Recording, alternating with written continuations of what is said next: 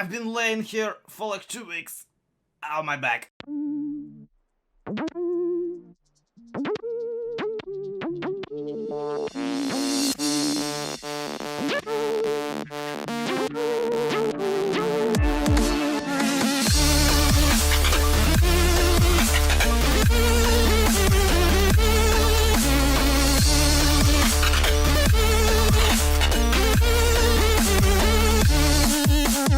What is up, the world of the living? My name is Alex, and welcome back to truly Bedrock. Wait, I have something for this. Yeah!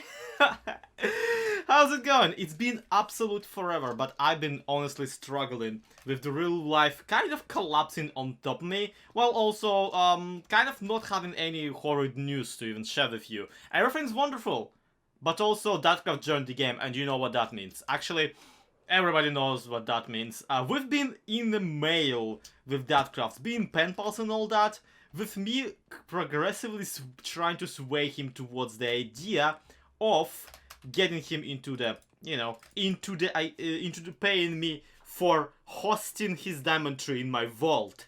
And, wow, yeah, 4 pages of pure Datcraft. That is, yeah, a lot. Let's see what he has to say for himself. Dear Zlobert, I hope this note finds you doing well. It is actually nice to talk to someone that understands the heavy burden of being a tycoon of industry. Don't feel bad about your previous note. I now understand that it was sent out of good personal feelings about the safety of the beautiful and priceless diamond tree.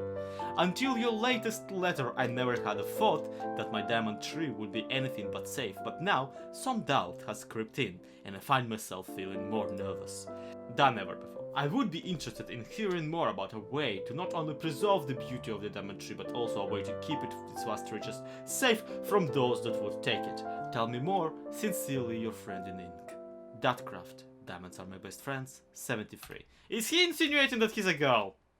That's wonderful, and I'm putting it right back in because I don't have an answer, so I am very much financially interested in him remaining, him thinking that I haven't read this yet. Because it's been 2 weeks with like no episodes from me, and it's been 2 weeks with like no progress on the vault that I'm making to sell to him. So that's a little bit of a whoopsie doodle. Actually, I have been doing quite a bit. That's why I have over a stack of obsidian in my inventory. So let's go check that out. I'm guessing you're gonna be mightily impressed with the outcome. Alright, so here's the shopping area, here's all of the new shops, here's the nether corruption from the beacons I've been selling, don't tell anyone. And then we got this entire new street that people have started. As far as I can tell, there's like, this is a shop. And as far as I can also tell, this here is, I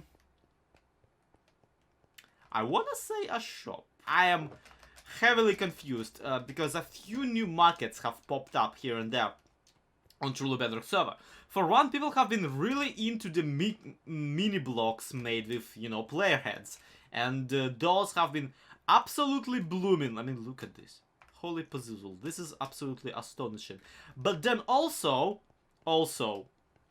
people have been collecting them and exchanging them and trying to buy and sell them, which is why these businesses have been popping up more and more. And this is something that I kind of want to get in, but probably not today and maybe not ever, because this is a rabbit hole that I'm not ready to endure. More importantly, the street itself is currently continuing down here and going down there, and Datcraft has joined the game. I think that we can continue this street all the way down here and then bend it towards that area, and also connect it over here to a brand new mall that Foxy has instated. I'm pretty sure that people can actually start their own shops in here. At the very least, that's what I'm thinking. It is still called Foxy's Mall, so I don't know, maybe we will have to like buy them out or whatever.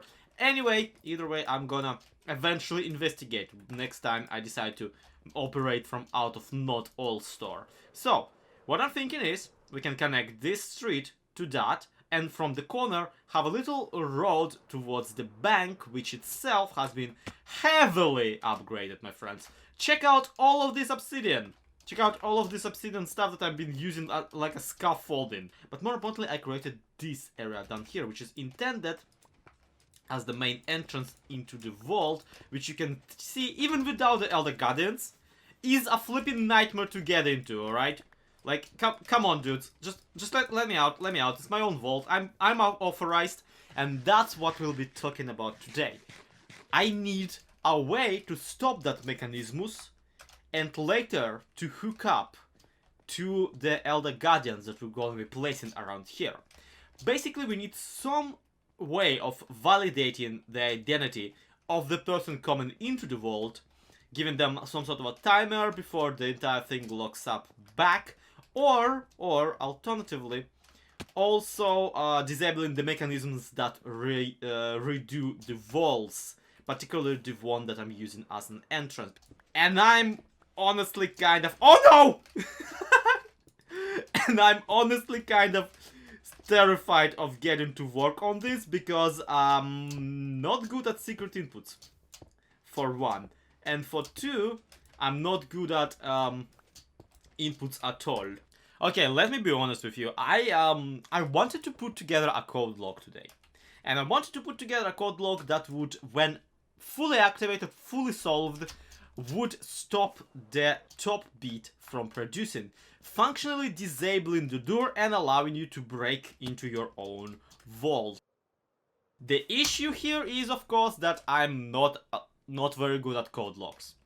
As in, I'm just not good at them, period. I don't necessarily remember how to make one, though I only have made one time before. And I don't really feel like looking up a tutorial because this feels like something that I should be able to suss out. So, yeah. Everyone here ready for a quick adventure into the test world? For redstone with Zloy experience? Well, ready or not, here we go. Cue the redstone theme! I don't think I like the redstone theme. We gotta get a lever, we're gonna get some redstone dust, and we're gonna get into some very basic logic. So even if you don't like redstone, even if you don't know redstone, even if you know redstone, just stick around, because I might need your help if you do know it. And if you don't, I'll still gonna try and make this entertaining for you. So let's see, what is it we're trying to accomplish? Alright, we got a door, we got a redstone line connecting to it, and as long as this redstone line here is activated, the door will remain closed. Here's how we'll be activating it, using our redstone torch, clearly. And that's what I'm thinking about. When the lever is on, the redstone torch is off. So congratulations, you solved the 1-bit code lock. Yay! But what if this redstone line here was longer, eh? Check this one out. What if right by this one, we got another redstone line, a regular one, and we got two levers now. One disables the redstone torch, but if you flick this one, it actually activates the entire line and the door is once again closed. Meaning that if this is the wrong combination, this is the right one, this is the wrong one again, and this is the wrong one again. One type of lever is the one that we need to flick, this is the right one, and this one is the wrong one, this is the one that we don't need to flip. And I'm thinking that this is actually it. Holy poop, I reverse engineered a code log. Because check this one out.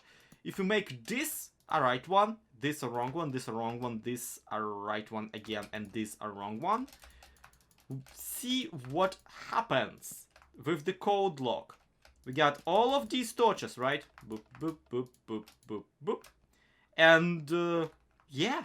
And a code. A particular positioning of them that deactivates the entire thing.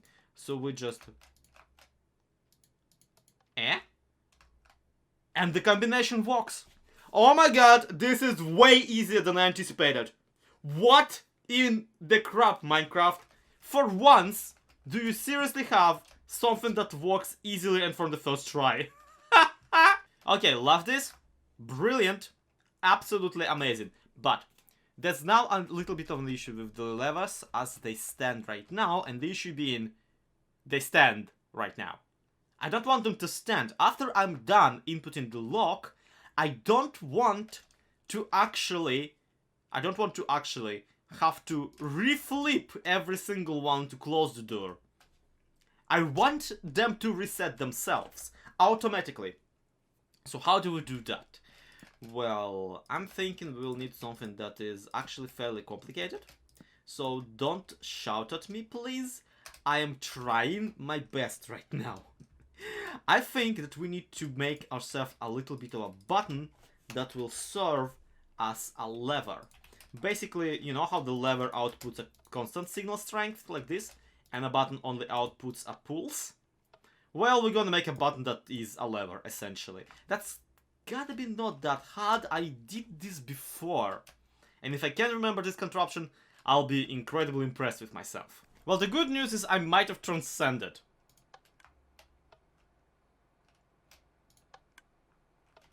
I did not look any of this up. I have no flipping idea how this works. It does, and I'm happy for it. So, yay! Now all they have to do is swap every single lever down here for this cumbersome contraption, and hope for the best, more or less, because this looks like it should be tileable. This looks like it can be implemented. I have no idea if it actually is. So it's not tileable. I could probably make it tileable, or I could look up a tutorial, but again, we're trying to do this big brain time, which is why we're trying to figure this one out ourselves. And what I figured out right now is that the button to lever conversion kinda hurts the system like a lot, because even I'm right now utterly confused as to how make it so that this door is, you know, being locked all the time. Basically, what this lacks right now is a default state that we could put the entire thing into. With this, with the levers, with the regular ones, the default state will be pretty easy. It's just all the levers are up.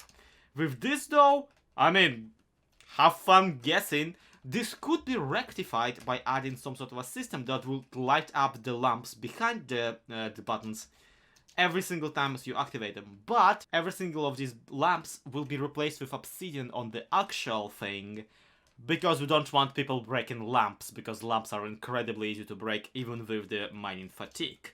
So yeah, I need to tweak this entire situation to where it can be instantly reset into some sort of a zero state by the press of a button. A button which also I plan on making unmarked, because I look forward to people trying to break into this by simply brute forcing a combination and constantly click the reset the entire combination button. I think it would be absolutely hilarious. Well, it's been another half an hour. How does a lock work? Hi, yes, my name is Lexi. I don't know how do. How does one? You press this button and that resets the entire combination and locks the door for you. Then you have to know the exact combination and how to do this, because if you know it, then you know that you have to do this and this, and that opens the door. If you click one that you're not supposed to click, or click one you're supposed to twice, this will activate this and lock the door even further. So if you mess it up entirely, you just click this and that resets to the previous combination. And now I need to and that opens the door. Yay! I am genuinely asking, is this what a code lock is? In the mind of a healthy person who is not me. Because if so, I'm putting one contraption like this and one contraption like this opposite it on the actual server, and we're getting ourselves quite a cool thing around here. There's only one security issue with this getup down here. Can you guess what it is?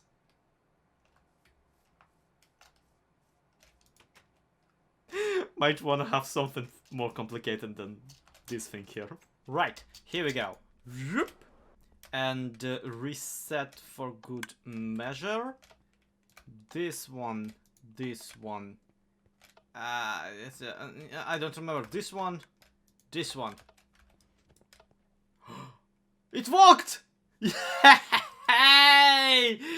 I will have to reset the combination somehow. Like, not reset, but redo the combination to something different, because now all of YouTube knows exactly how to make this. But then we come out and we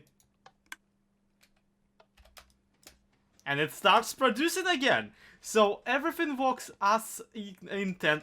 There's only one small feature that I can't really figure out, and that I don't think I will be able to implement within this design to begin with, and that is that basically the code lock responsible for stopping the cobble generation should be also the same code lock as the one that brings in the Elder Guardian.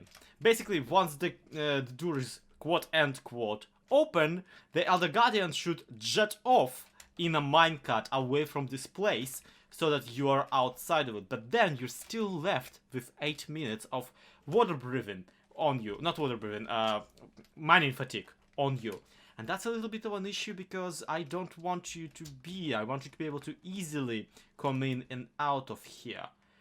So a piston door would kind of solve that.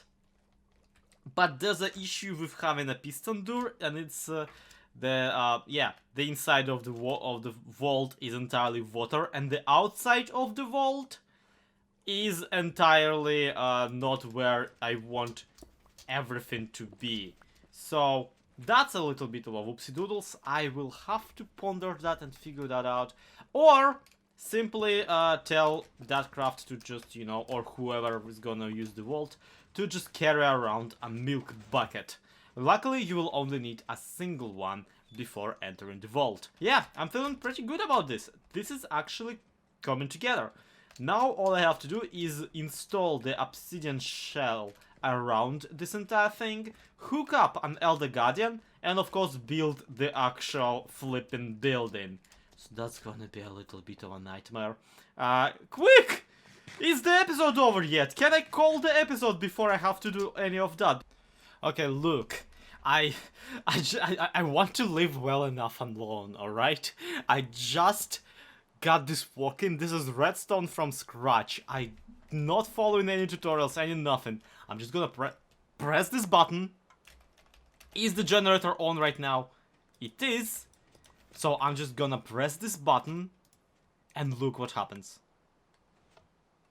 Right? Right. So can you see how this solves every single problem I was just talking about? I couldn't fit a second side of the door, so I couldn't do a 2x2 unfortunately, because there's a lava generator back there. But here's the trick. We got ourselves a 2x1 entrance that you enter and you just kind of float around in the vault, and you place all of your valuables and all that kind of stuff. But here's the thing.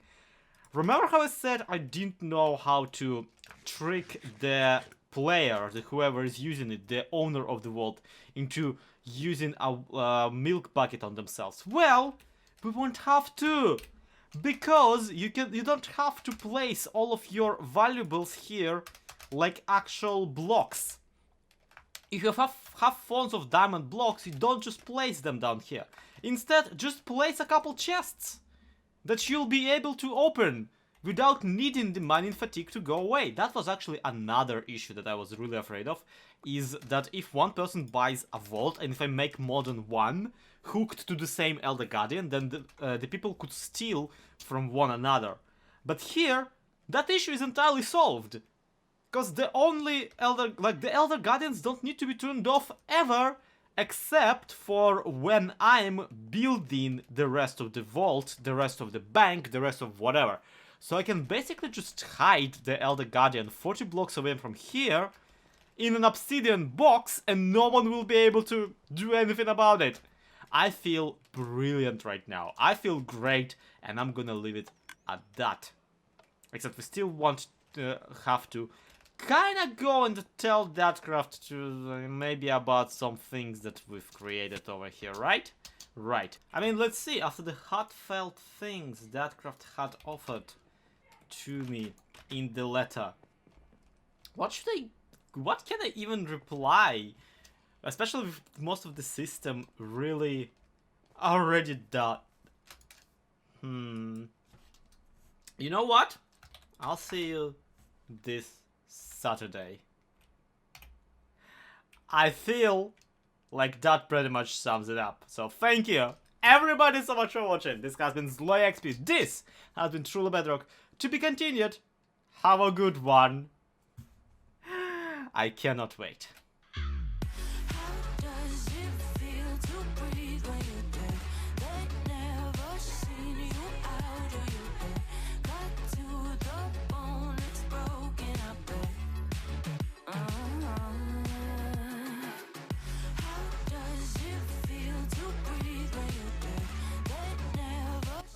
I gotta stop doing this.